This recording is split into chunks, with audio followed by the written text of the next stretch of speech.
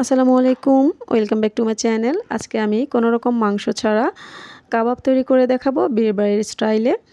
আর এটি খেতে এত সুস্বাদু হয় যে যে একবার খাবে সে বারবার খেতে চাইবে। তো একবার হলেও আপনারা বাসায় এটি ট্রাই করবেন। এত মজা হয় খেতে যে আপনারা না খেলে বিশ্বাস করবেন না। তো চলুন দেখে নিচ্ছি কী কী লাগছে। আমি এখানে ডাবলি বুট নিয়েছি। আপনারা ডাবলি বুটের যে ডাল হয় সেটা দিয়ে করতে পারবেন। তো এগুলোকে আমি 6 ঘন্টার মতো ভিজিয়ে রেখেছি। আপনারা 3-4 ঘন্টা ভিজালেও হবে।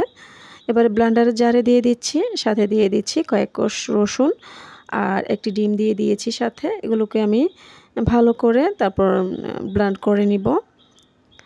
ব্লেন্ড করার পর এবারে এখানে আমি কুচনো পেঁয়াজ দিয়ে দিচ্ছি আর সেই সাথে দিয়ে দিচ্ছি কুচনো কাঁচামরিচ।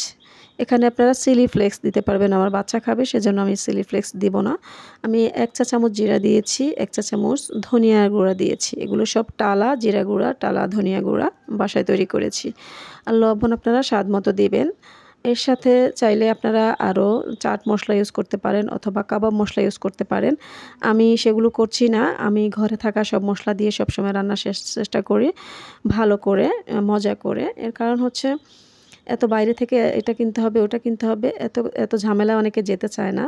তো সেজন্য ঘরে থাকা উপকরণ দিয়ে আপনারা এই রেসিপিটি তৈরি করতে পারবেন। আরেকটি পাউরুটি ছিল আমার, আমি পাউরুটিকে একটু পানিতে ভিজে পানি ঝরিয়ে দিয়ে দিয়েছি। আপনারা ব্রেড ক্রাম্ব দিতে পারবেন। তো আমার 1 পিস পাউরুটি ছিল, এজন্য আমি আর ব্রেড ক্রাম্ব তৈরি করিনি। আপনারা ব্রেড ক্রাম্ব করে দিতে পারবেন। আর বলেছি আপনারা কাবাব মশলার সাথে অ্যাড করতে পারবেন। আমার এই মশলাই আমার যথেষ্ট, সেজন্য আমি আর কাবাব মশলা অ্যাড করিনি। আর এই সাথে আধা চামচ দিয়েছি হলুদ গুঁড়া, আধা চামচ দিয়েছি মরিচ গুঁড়া।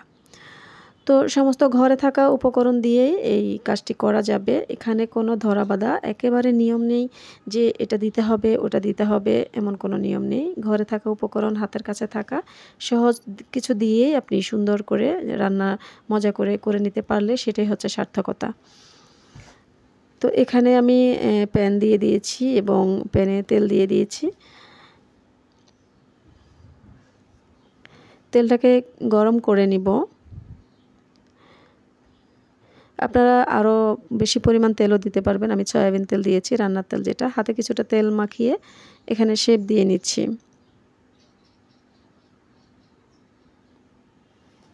শেপ দিয়ে আর এই পাকে আমার তেলটা হচ্ছে গরম হয়ে গিয়েছে। এবার আমি তেলে দিয়ে দিচ্ছি। এই কাজটা আপনারা সাবধানে করবেন যাতে হাতের মধ্যে তেলের ছিটা না আসে। তো প্রত্যেকটাকে আমি শেপ দিয়ে তারপরে তেলে দিয়ে দিচ্ছি।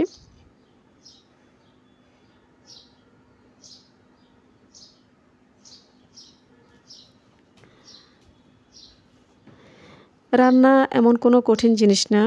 রান্নাকে যদি সহজ করে নেওয়া যায় তাহলে সহজই, আর কঠিন করে ভাবলে কঠিন।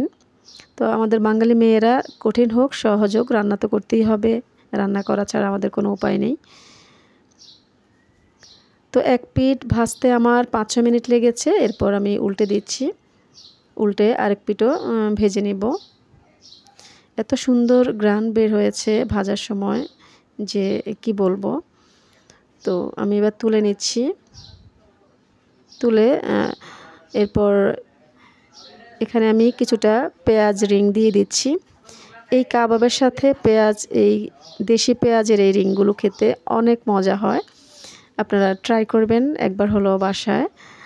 আর খেতে কিন্তু দুর্দান্ত এই কাবাবটি। আশা করি ভিডিওটি আপনাদের ভালো লেগেছে। ভিডিওটি ভালো লাগলে লাইক দিবেন, কমেন্টস করবেন, শেয়ার করবেন। আর আমার চ্যানেলে নতুন হয়ে থাকলে চ্যানেলটিকে সাবস্ক্রাইব করে দিবেন। ফিরে আসবো অন্য কোনো ভিডিও নিয়ে। সে পর্যন্ত সবাই ভালো থাকবেন। আল্লাহ হাফেজ। আসসালামু আলাইকুম।